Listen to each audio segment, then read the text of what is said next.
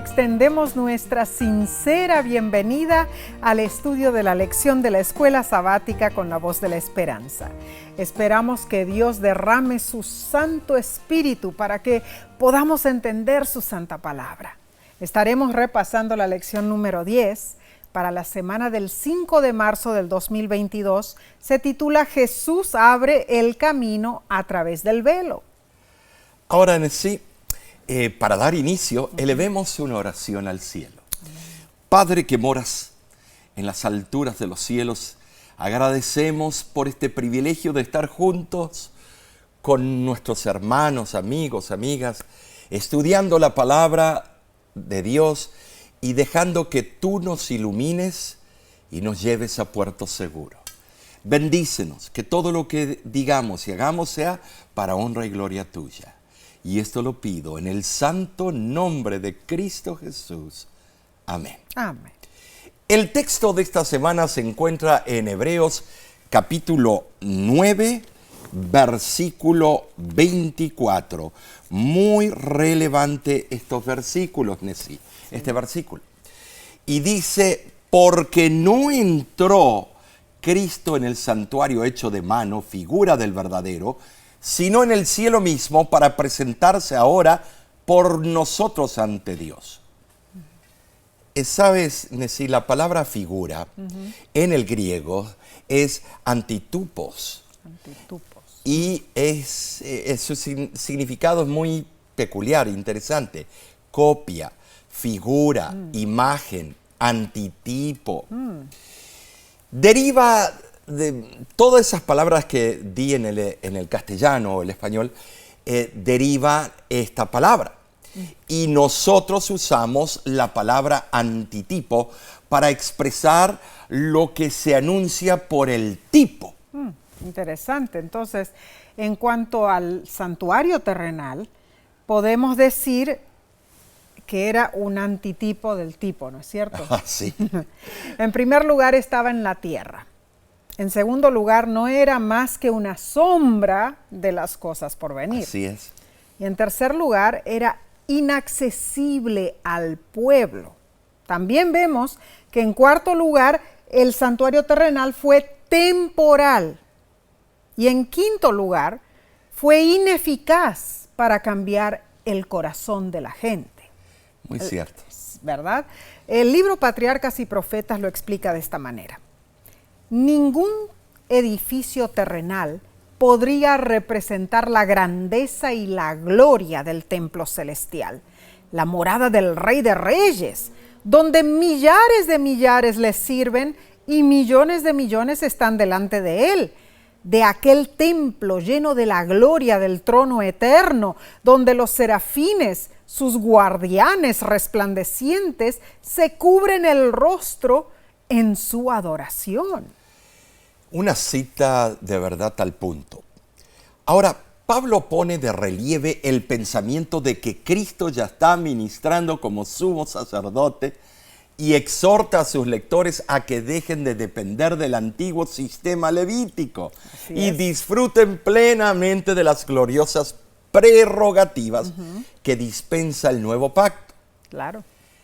El ofrecimiento voluntario de Cristo y su entrada en el cielo mismo fueron actos únicos, consumados una sola vez, con el fin de salvarnos. Transportémonos en nuestra mente al día en que los discípulos regresaron del Monte de los Olivos, justo después de que Jesús ascendió al cielo.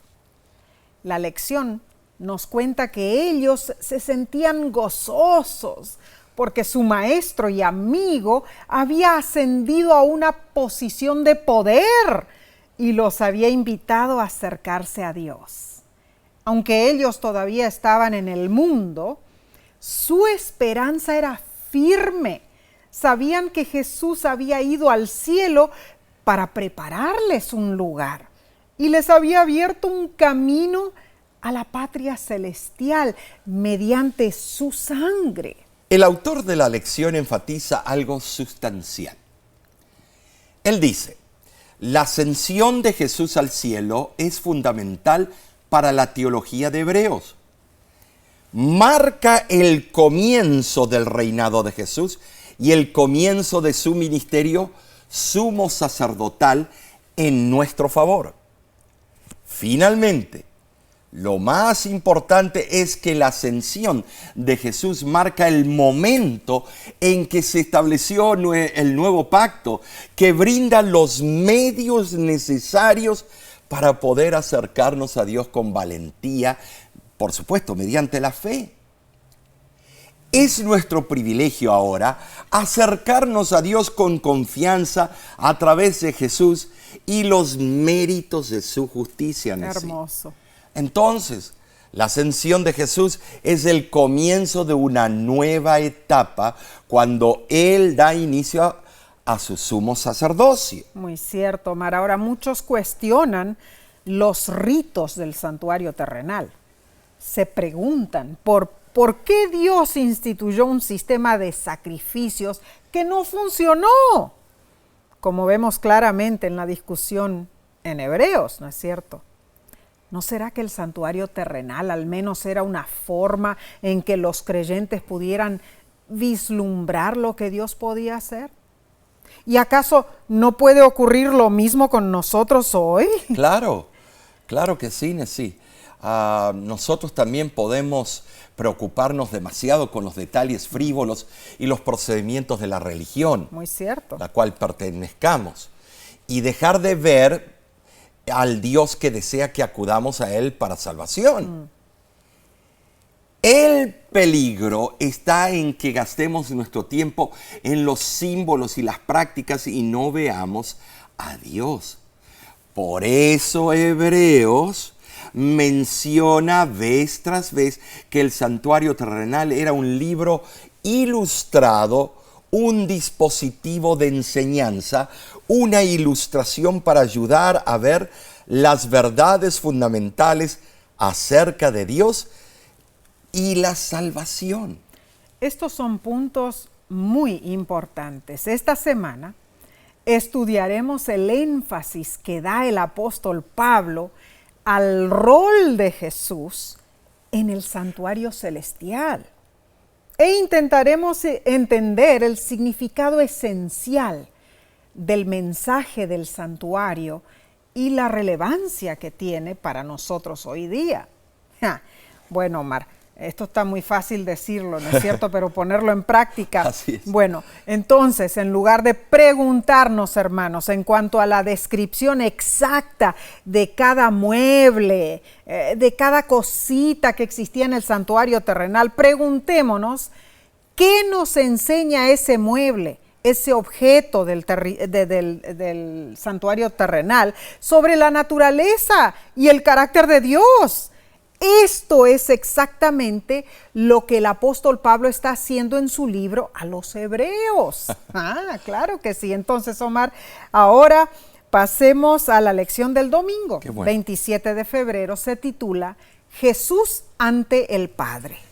Esto es extraordinario porque me imagino la ceremonia, la liturgia, cómo fue ese acto magnífico. Es cierto. Como leímos en Hebreos capítulo 9, versículo 24, se describe la ascensión de Jesús a la presencia del Padre y su significado en particular.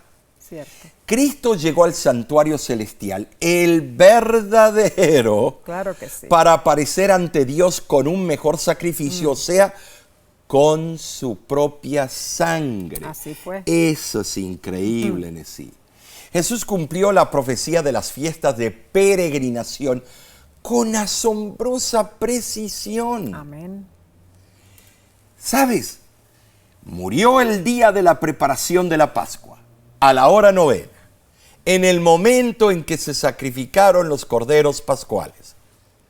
Jesús resucitó al tercer día y ascendió al cielo para recibir la seguridad de que su sacrificio había sido aceptado. Luego ascendió 40 días después para sentarse a la diestra de Dios y establecer el nuevo pacto en el día del Pentecostés. Tremendo. Todo Nesí se cumplió como había sido predicho. Claro que sí. No hubo falla en ese plan. No. Se siguió exactamente el itinerario y el Tremendo. plan divino, el mapa de actividades. Gloria a Dios por eso, Omar. El propósito de la peregrinación del antiguo Israel en el desierto era exponer el concepto de ver la faz de Dios. Eso significaba experimentar el favor de Dios. De igual manera, en el hebreo la expresión buscar el rostro de Dios significaba pedir a Dios ayuda. En el libro a los Hebreos este es el sentido de la ascensión de Jesús. Así es. Él ascendió a Dios con el sacrificio perfecto como nuestro precursor en la presencia de Dios. Esa palabra precursor es poderosa, ¿no? Claro que sí. Y Jesús ha hecho realidad la promesa para que nosotros viajemos en busca de una patria mejor, cuyo arquitecto y constructor es Dios, como dice el versículo. ¿Sabes? La autora inspirada describe lo que sucede cuando, cuando como hijos de Dios confiamos en las promesas de nuestro amante Salvador. Ajá. Ella menciona lo siguiente: estas almas se apoderan de la palabra de Dios. Ven que los milagros, la abnegación, el sacrificio de Cristo, su crucifixión fueron para ellos. El lenguaje del corazón será: Él murió por mí. Él triunfó en la muerte para que yo no perezca, sino que crea en Él como mi Salvador personal y tenga esa vida que se mide con la vida de Dios. En la riqueza de su gracia se han posesionado de mí tesoros tan perdurables como la eternidad. No hay duda alguna, hermanos. Podemos descansar sobre algo seguro. Así es. Sabemos que Dios delineó un plan certero para nuestra salvación y damos gracias a nuestro Salvador Cristo Jesús, pues Él cumplió todo lo necesario para que tú, para que yo, todos seamos salvos. Cuenta la historia sobre lo que dijo Michael Faraday antes de morir en 1867 en Inglaterra. Faraday era un famoso físico, un hombre de gran talento que contribuyó en los estudios de electromagnetismo y electroquímica. Cuando él se hallaba cerca de la muerte, un amigo le preguntó: Michael, ¿cuáles son tus teorías ahora? ¿Teorías? No tengo ninguna. Ya todo eso pasó.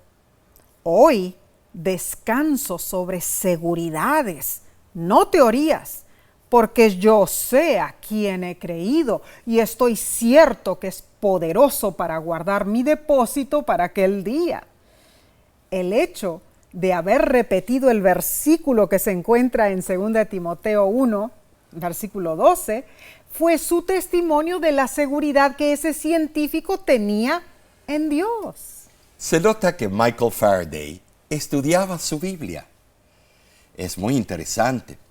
Y la lección de este día nos pregunta: ¿por qué la realidad de Cristo, no solo su cruz, sino también su mediación ahora en el cielo, debe sustentar la seguridad de nuestra salvación? Bueno, nuestra seguridad se basa en nuestra fe, y nuestra fe se basa en las verdades bíblicas. En un libro de Celaya, titulado El libro de la locura, aparece un robot que supuestamente ejerce fe por los seres humanos. Interesante. ¿No es cierto? Aunque es una parodia, debemos cuidarnos de no hacer lo que hizo Israel en el desierto, de pedir intermediarios entre nosotros y Dios. Es cierto. A veces tendemos a permitir que otros estudien la Biblia por nosotros para encontrar las gemas de la verdad. Muchos piensan que solo un pastor o sacerdote debe estudiar la Biblia. ¡Cuán equivocados! Algunos hasta se sienten tentados a pensar que las oraciones de otros en su favor tienen más peso ante Dios que sus propias oraciones. Esto lo veo constantemente. Me piden a mí que oren por ellos porque mi oración es de más potencia, de más auge, no sé. Pero no trabaja así. El Señor quiere que tú ores, quiere ver tu actitud. Debemos evitar esta trampa espiritual. Cierto. Porque gracias a Jesús tenemos seguridad eterna y podemos acercarnos a Dios sin la necesidad de nadie más. Qué hermoso. No necesitamos nadie más. Para mí el vivir es Cristo que me fortalece. Gloria a Dios por ofrecernos seguridad. Y la pluma inspirada dice lo siguiente: Dios desea que escojamos lo celestial en vez de lo terrenal.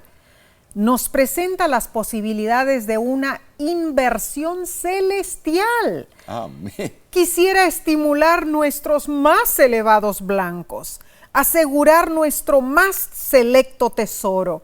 Declara: haré más precioso que el oro fino al ser humano.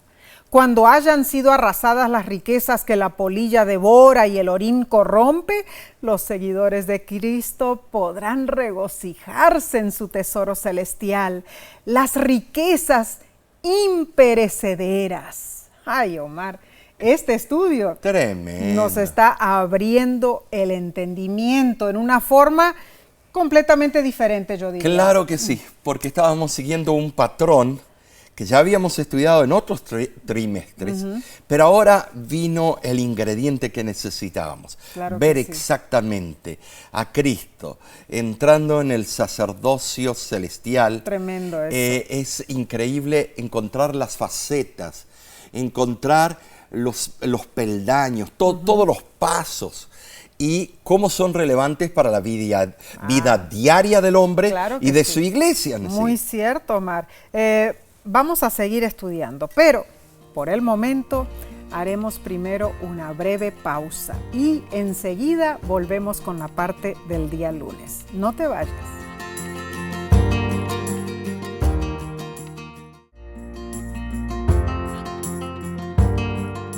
Somos bendecidos al estudiar la palabra de Dios, pues es lámpara a mis pies y lumbrera a mi camino. Salmo 119, 105.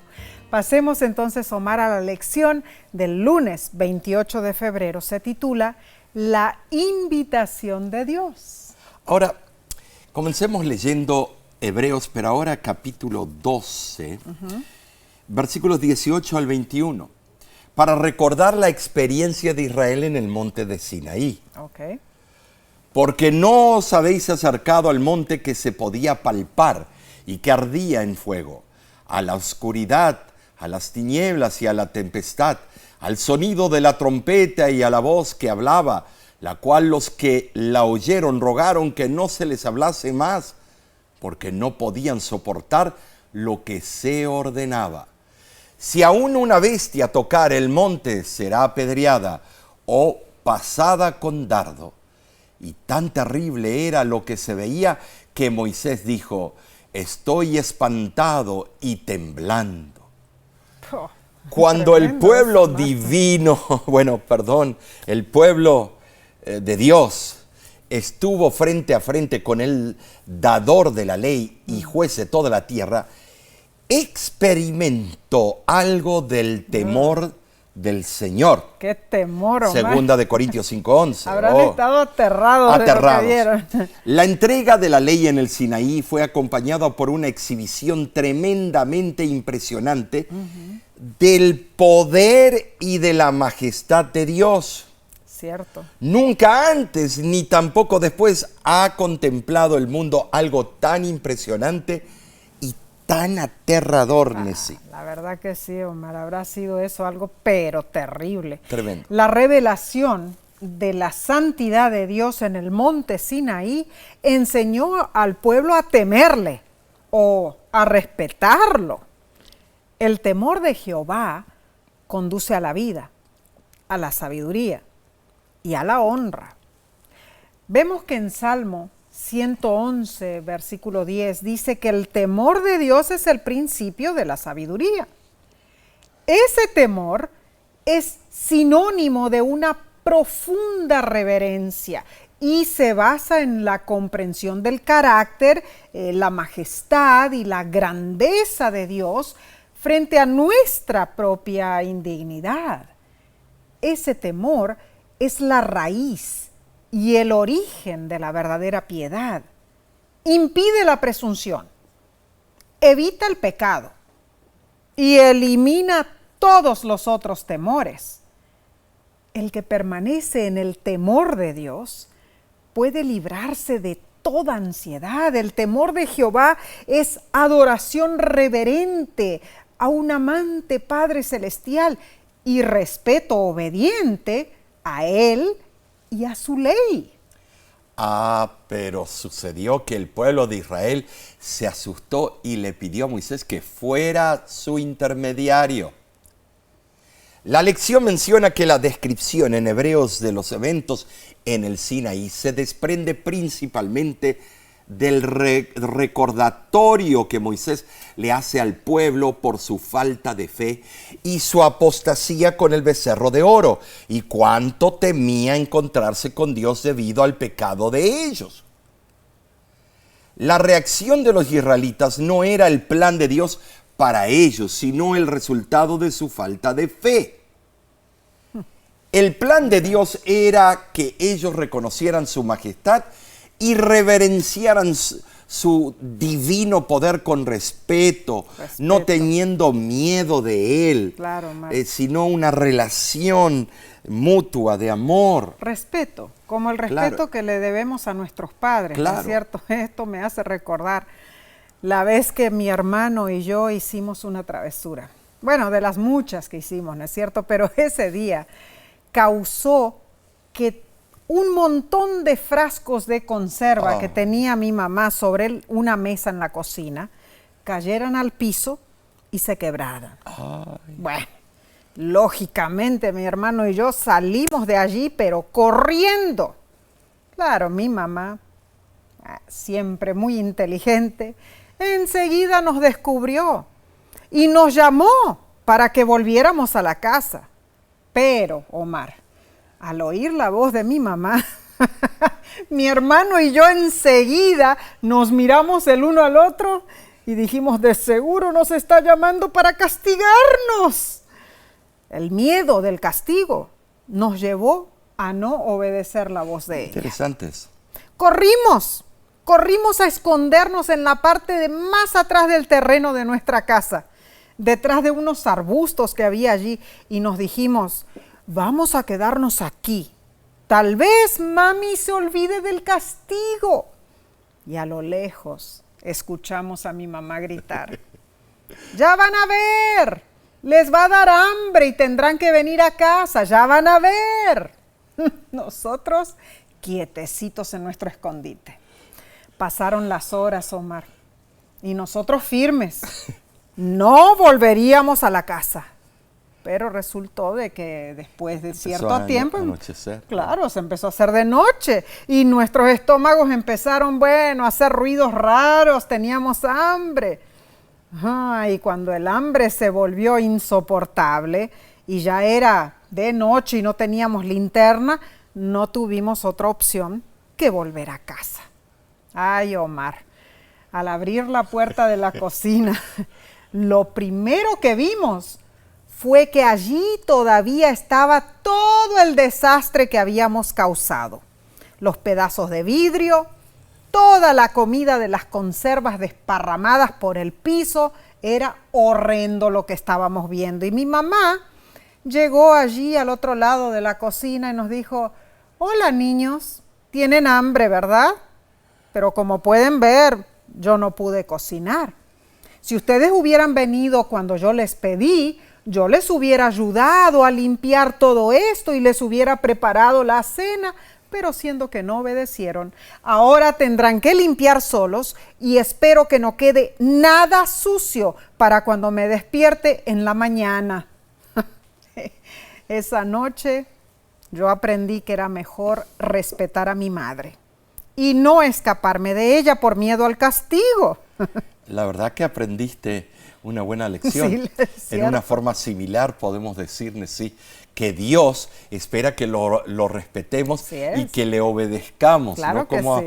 a Adán y Eva que se fueron y se escondieron. Es cierto. La lección nos pregunta, ¿por qué no debemos tener miedo de acercarnos a un Dios santo?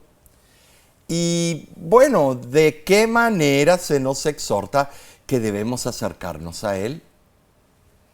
Así como el antiguo Israel oyó en el monte Sinaí la voz de Dios, también nosotros podemos oírla y debemos acercarnos reverentemente al monte Sión, sin miedo, pero siempre atentos y respetuosos a la voz de Cristo. Es que el respeto es importante en nuestra relación con Dios. Este es un consejo muy sabio, hermanos. La invitación de Dios es clara para cada uno de nosotros. ¿Cuál es, Omar, esa gran invitación que tenemos de parte de Dios? Que nos acerquemos a Él en el temor de Jehová. Interesante. Muy interesante esta lección, Omar. Pero pasemos a la parte del martes 1 de marzo. Se titula La necesidad de un velo. Los velos tienen una doble función, ¿no? Así es. Pueden servir de entrada o como una cortina que pone límites para que no se pueda entrar. Bueno, el término que Hebreos usa para la palabra velo es catepetasma. Petasma. Es interesante, porque esta palabra puede referirse, bueno, a cortina de la corte o a la cortina de la entrada del aposento exterior del santuario, o al velo interior que separaba el lugar santo del lugar santísimo. Claro. Ahora, Dios dio una advertencia, y esto lo leemos en Levíticos 16:2. Y Jehová dijo a Moisés, di a Aarón tu hermano, que no en todo tiempo entre en el santuario detrás del velo, delante del propiciatorio que está sobre el arca, para que no muera. ¡Qué advertencia!, ¿no es cierto? Aquí se hace referencia al segundo velo que estaba delante del propiciatorio.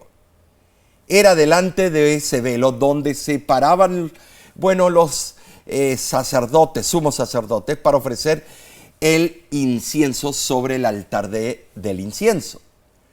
No podían mirar a través del velo ni pasar al otro compartimento, pero sabían que del otro lado estaba el arca y la Shequina, la propia presencia de Dios.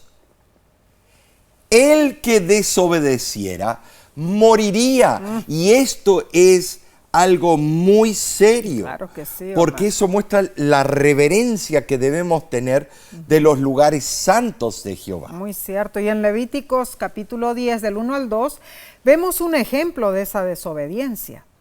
Dice que Nadab y Abiú, que eran hijos de Aarón, Ay, ay, ay.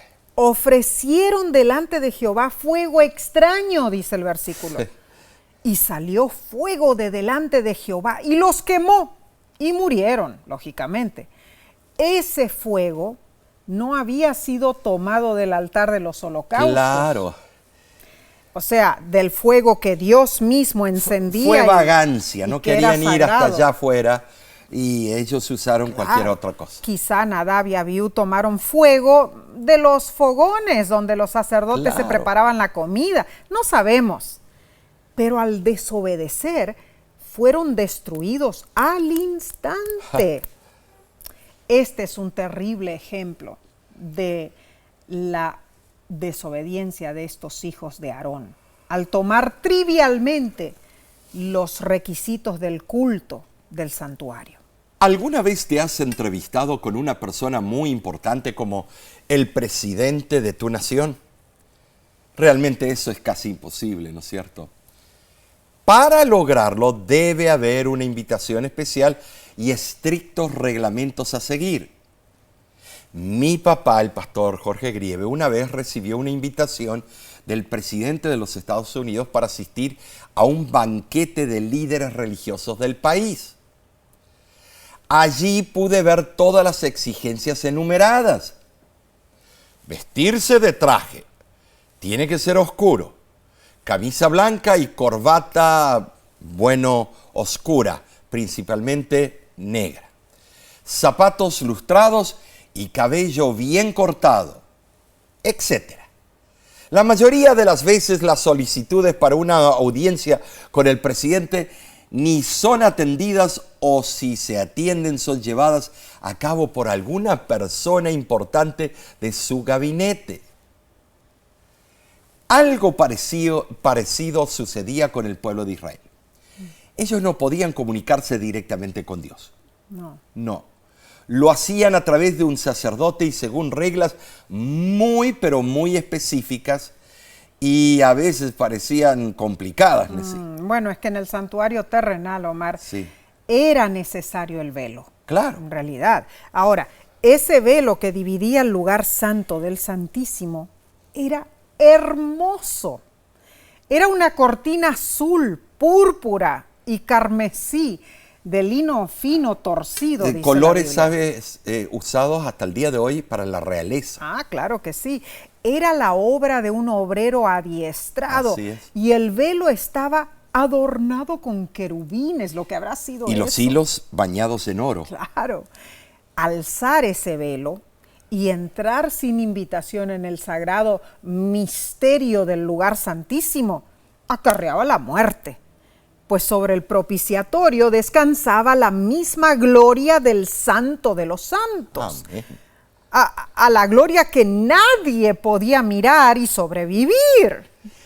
¿Sabes? El velo era una protección para los sacerdotes, los mortales, nosotros, claro, que oficiaban ante un Dios santo, Muy que cierto. habitaba en medio, pero siguiendo órdenes divinas muy, pero muy estrictas. Es cierto eso. Por eso Habacuc 2:20 nos dice, cuando estamos adorando al Señor en día sábado o cualquier día, calle toda la tierra porque Jehová está en su santo templo. Claro que sí. Recordemos que el pueblo de Israel acampaba en el desierto, dejando un cuadrado vacío en medio del campamento y allí se colocaba el tabernáculo. Era el foco central. Claro. Los levitas acampaban alrededor del tabernáculo para proteger el santuario y sus muebles de la invasión de extraños. La lección de este día nos invita a pensar en lo que implicaba el Dios creador, el que hizo el universo, que viviera entre su pueblo, por supuesto, que en ese momento era una nación de esclavos fugitivos. Esto nos enseña cuán cerca puede estar Dios de nosotros, aunque somos esclavos del pecado. En realidad, tenemos necesidad de un velo. Nosotros somos pecadores, Dios es santo y puro. Ahora, Omar, el autor de la lección menciona lo siguiente: Jesús, como nuestro sacerdote, también ha sido nuestro velo.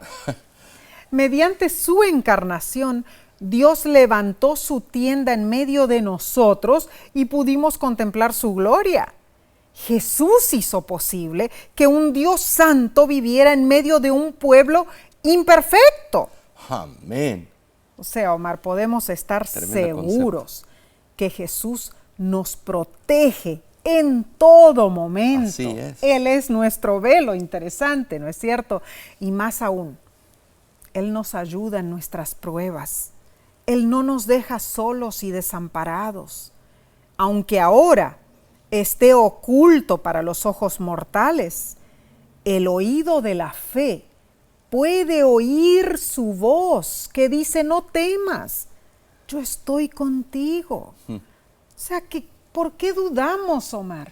Si tenemos la presencia de Dios con nosotros. El en ángel nuestras de Jehová vidas. acampa alrededor de los que le temen y los aguarda. Claro, tenemos esa seguridad. Claro, y tenemos las Sagradas Escrituras. El problema es que damos cabida a Satanás. A la duda, a juzgar las intenciones de Dios. Él, todo lo que utilizó en el cielo para llevarse una tercera parte de los ángeles hacia la perdición, lo utiliza constantemente, Claro. repite sus mecanismos, Muy cierto. sus tentaciones, porque tuvo éxito allá en el cielo y tuvo éxito a través casi 6.000 años de existencia nosotros que conocemos. y él sigue su metodología. Va perfeccionando sus artimañas. Eso sí, él cada vez va modificando de acuerdo a los tiempos que van cambiando. Vemos que las tentaciones hoy en día son más agudas, más increíbles con la tecnología. Tremendo. Y con todo lo que la sociedad nos ofrece. Pero ni eso, Omar, debiera hacernos dudar de la presencia de Dios en nuestra vida. Estimados, el tabernáculo de Dios en sí está en nuestra mente, nuestro corazón. Aquí es a donde Dios debe morar. Claro que sí. Él ministra por nosotros, Él lucha por nosotros. Es nuestro antídoto contra el pecado. Amén. ¿Qué haces dejándolo afuera? Es una pérdida tan grande de no tenerlo al Maestro dentro de tu corazón. Tienes que tomar tu decisión por Amén. Cristo. Y si alguien que está estudiando la lección con nosotros no se ha bautizado, ¿qué estás esperando? Hazlo. ¿Que caiga un rayo del cielo o que venga el día del juicio súbitamente en tu vida? No. Ay, no. Hoy es el día de Jehová. Amén. Dura cosa es darse contra el aguijón, hermano. Hoy debes entregar tu corazón a Cristo. Continuaremos entonces con el estudio de esta semana, pero primero, Omar, tomaremos un corto descanso y volvemos en unos instantes. No te vayas.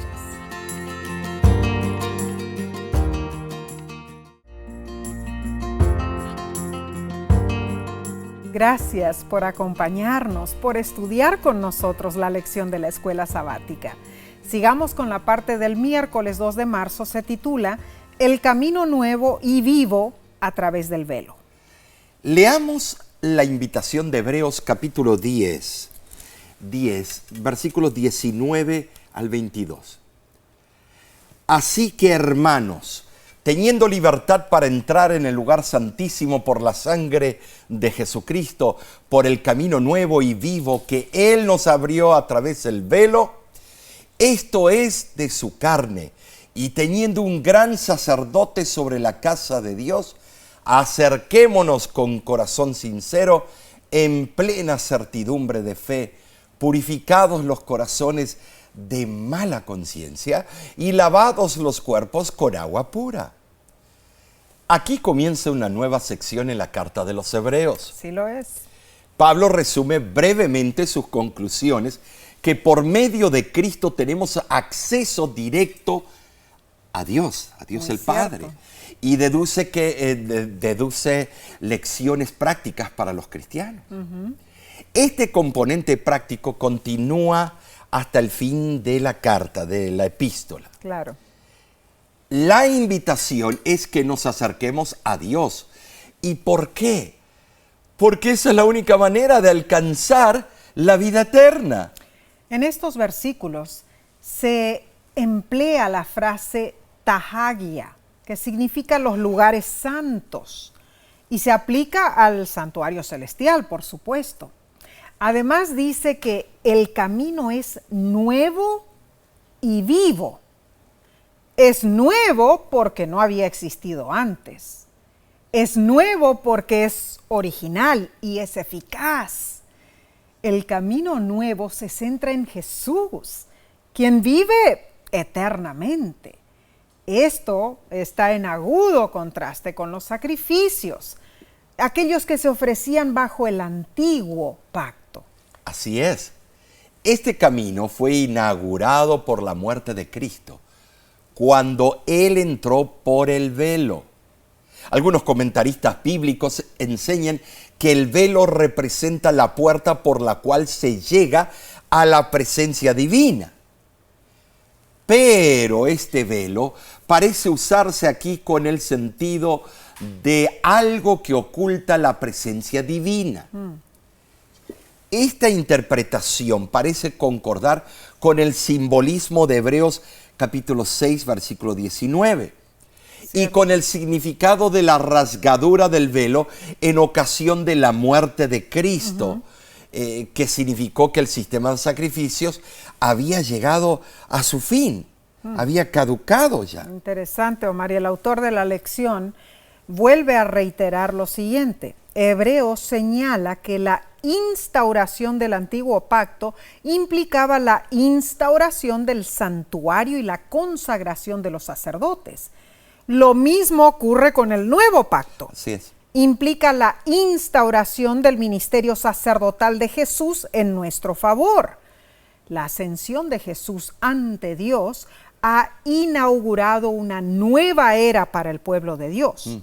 Zacarías 3 menciona que Satanás estaba en la presencia de Dios para acusar al pueblo. Sin embargo, con el sacrificio de Jesús, Satanás ha sido arrojado del cielo. ¿Sabes, Nesí? Déjame interrumpirte. Cuando dice claramente, yo vi a Satanás caer como un rayo del cielo. Tremendo, Omar, en serio. Muy cierto. Ahora, mis hermanos, es Jesús quien intercede por nosotros. Y mediante su sacrificio y su fidelidad, reclama la salvación para nosotros. Amén por eso. Mediante Cristo tenemos acceso directo a Dios. Gloria a Dios. Este es el mensaje central de Hebreos. Debido al sacrificio de Cristo, ya no existe un velo que entre nosotros y nuestro Dios. No. El apóstol Pablo establece la superioridad del ministerio celestial de Jesús sobre el ministerio terrenal cumplido por los sacerdotes terrenales. Creer en Cristo y en su ministerio sacerdotal en los atrios celestiales es el comienzo de una vida nueva. Siendo creyentes sinceros, debemos hacer uso de las facilidades que el cielo ha proporcionado tan bondadosamente para que podamos alcanzar misericordia y hallar gracia para el oportuno socorro. Acercarnos equivale a una íntima comunión, una íntima participación con nuestro Salvador. Hebreos 10:22 menciona 4 condiciones que nos presenta Pablo para acercarnos a nuestro sacerdote e intercesor. Primer lugar, un corazón sincero. Debemos acercarnos sin fingimiento y sin hipocresía. En segundo lugar, plena certidumbre de fe. Debemos acercarnos con una fe firme en el poder de Cristo para limpiarnos de pecado y salvarnos. Número 3, corazones purificados. Debemos acercarnos aceptando las estipulaciones del nuevo pacto y consagrarnos a una nueva forma de vida. Número 4, lavados los cuerpos. Esta es una evidencia externa de la transformación interna que se ha efectuado en nosotros. Al bautizarnos damos testimonio público de nuestra intención de participar de los privilegios que siguen a la conversión y aceptamos las responsabilidades. Una demostración pública, eso es el bautismo. Pero el enemigo busca alejarnos de Dios, ¿no es cierto? Sí. Con su famosa artimaña de acusarnos. Omar, la lección de este día termina preguntando lo siguiente: ¿qué acusaciones podría hacer Satanás contra ti delante de Dios? Muchas. Aunque es un mentiroso, ¿cuánto tendría que mentir sobre ti para procurar tu condenación?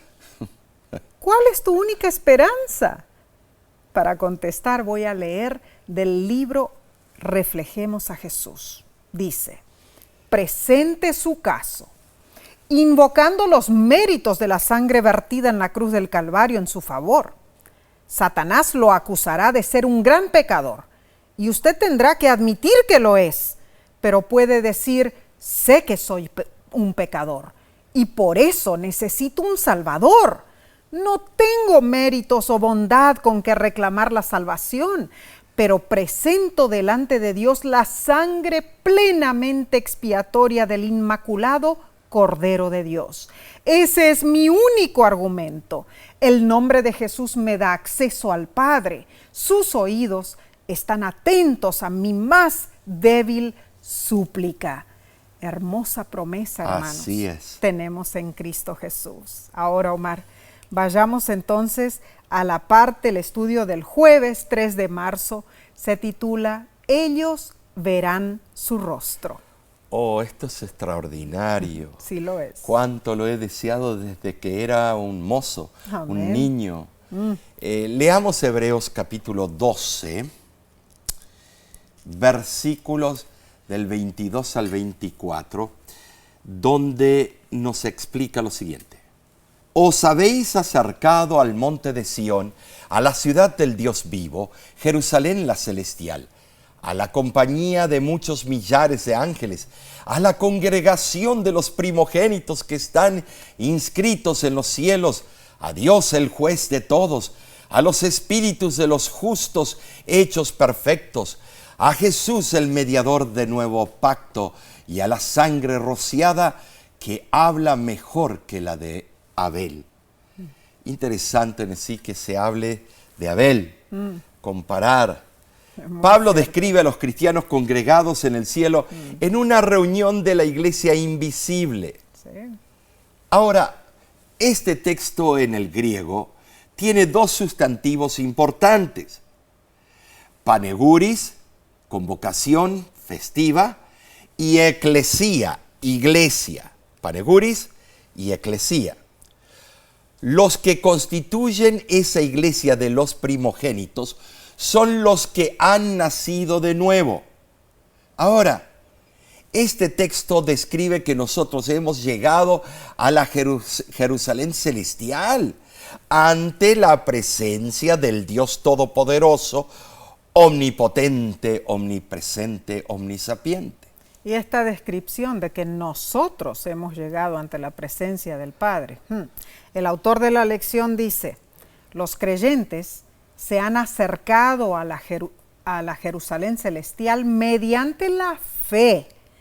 En este sentido, su experiencia anticipa el futuro.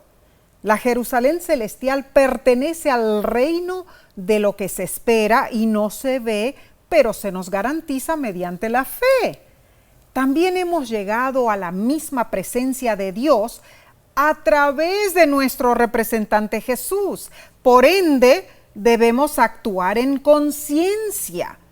A través de Él hemos saboreado el don celestial y los poderes del mundo venidero. Ahora debo explicar la frase, los espíritus de los justos hechos perfectos. ¿Dónde se encuentra eso? En Hebreos capítulo 12, versículo 23.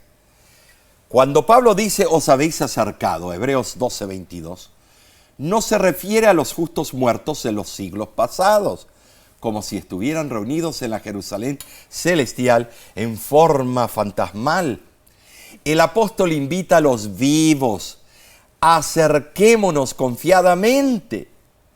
En forma figurada, podemos imaginar a los justos hechos perfectos reunidos allí en espíritu, no en un estado de seres desencarnados. Decir que Pablo se refiere a supuestos espíritus desencarnados sería ponerlo en antagonismo con las claras afirmaciones de las Sagradas Escrituras de la inconsciencia del hombre en el estado de la muerte. Muy cierto. Entonces, los espíritus en esa frase no son ángeles ni el Espíritu Santo, sino seres humanos vivos que por la fe se han acercado a Jerusalén, la Jerusalén celestial. Por la fe, dice. Por la fe, claro. Muy importante entender esto. Como adventistas del séptimo día, tenemos creencias bíblicas muy distintivas. Así es. La doctrina del santuario, el remanente del tiempo del fin de Apocalipsis, la verdad del Santo Sábado, la segunda venida de Cristo, el don de profecía y el estado de los muertos. Durante esta lección, analizamos el estado de los muertos en Hebreos 12, 22 y 23. Tremendo, Nesí, porque esos versículos a veces algunos lo agarran por conveniencia, para explicar algo que no está allí. Porque en la regla de la hermenéutica dice que debemos leer el amplio texto, el contexto. Por la influencia de la filosofía griega, la mayoría de los cristianos a lo largo de la historia han creído que los seres humanos nacen inmortales y que cuando mueren el espíritu va al cielo para vivir con Dios o al infierno para arder eternamente. Wow. Pero como adventistas del séptimo día, nos basamos en la Biblia, Amén. que dice que el alma no es inmortal, el único inmortal es Cristo. Así es. Él nos dará su inmortalidad, pero no somos mini dioses. No. Creemos que Dios creó a Adán del polvo de la tierra, sopló en su nariz aliento de vida y fue el hombre un ser viviente. Génesis 2:7. O alma viviente, o sea, un alma pensante, como se lee en otras versiones, Nefesh. Con la muerte, el ser viviente deja de existir y solo recibirá vida eterna en la segunda venida de Jesús. Muy cierto, Omar. Ahora, el autor de la lección también explica la tipología de las peregrinaciones anuales de Israel. Oh. O sea, además de esta verdad Tremendo. del estado de los muertos, explica lo de las peregrinaciones. Dice, la ascensión de Jesús cumplió la tipología de las dos primeras peregrinaciones, la Pascua y el Pentecostés. Muy interesante. Según Hebreos y Apocalipsis, la última peregrinación, o sea, la fiesta de los tabernáculos, aún no se ha cumplido. Claro, no, porque tenemos que recibir las nuevas mansiones. La celebraremos con Jesús cuando estemos en la patria celestial. En esta esperanza nosotros basamos nuestra fe. Este estudio en sí se enfocó en puntos bíblicos muy importantes. Así es cierto. Dios fortalece nuestra confianza en las verdades celestiales. Cierto. Y eso. no con falsedades científicas, No, para nada. sino con una genuina fe en su palabra. Amén. Satanás busca desviarnos del camino a la salvación, Cierto. con multitud de ofertas y caminos por la tangente. Nuestra paciencia es probada al máximo, pero una oración levantada al cielo con fervor es como una flecha hasta el trono de Dios, y ángeles celestiales son enviados a nuestro auxilio. Amén. Hermoso. Gloria a Dios por esto. Hermoso, gracias a Dios por esa bendición, Omar. Acertadamente, la pluma inspirada exclama: ¡qué maravillosas lecciones aprenderemos como resultado de la constante dependencia en la eficacia de Cristo! El que quiera ser seguidor de Cristo no descansará en su propia capacidad. Si el cristiano siente su debilidad, encontrará que la gracia de Cristo es suficiente para toda emergencia si pone su confianza en Dios. ¡Ja! Tremendo. Esta es una cita preciosa, Omar. Qué lindo, ¿no es cierto? Entonces, esta semana, Omar, nos hemos deleitado en el estudio de la palabra de Dios. Esto ha sido impresionante. ¿Por qué? Porque hemos visto este mensaje del santuario de diferentes ángulos. Muy cierto. Muy Y cierto. cómo podemos nosotros alcanzar la victoria como Cristo lo hizo. Ahora, gracias por acompañarnos en el estudio de esta semana. Amén. La próxima lección será más reveladora. Cierto. Así que te invitamos a unirte a nosotros nuevamente. Así es. Pero sí, tengo que invitarlos a que se suscriban a nuestro canal de YouTube Así. o mira el repaso a través de nuestra página de Facebook. ¿Cómo se titula la lección de la próxima semana? Bueno, se titula Jesús, el autor y consumador de la fe. Tremendo. El estudio se basará en los amados capítulos 11 y 12 del libro de Hebreos. Va a estar preciosísimo, así que no te lo pierdas. Y de nuestra parte, nosotros te decimos, no te desanimes, que tu vida sea un reflejo de lo que Dios quiere para ti. Piensa en lo que Cristo ha hecho por ti. Confía en Él. Amén. No pienses que todo esto que te rodea, que los problemas que están abrumándote, es todo lo que existe alrededor tuyo. Piensa en las cosas mejores. Dios tiene un plan maravilloso para tu vida. No te dejes engañar. Tú vales mucho. Claro que y, sí. y Cristo lo hizo todo por ti, por Amén. mí. Si no te has bautizado, acércate a tu pastor, a tu instructor bíblico y toma tu decisión. Y termina diciendo, yo y mi casa serviremos a Jehová. Amén, así sea. Y de nuestra parte te decimos que Dios te bendiga y te guarde.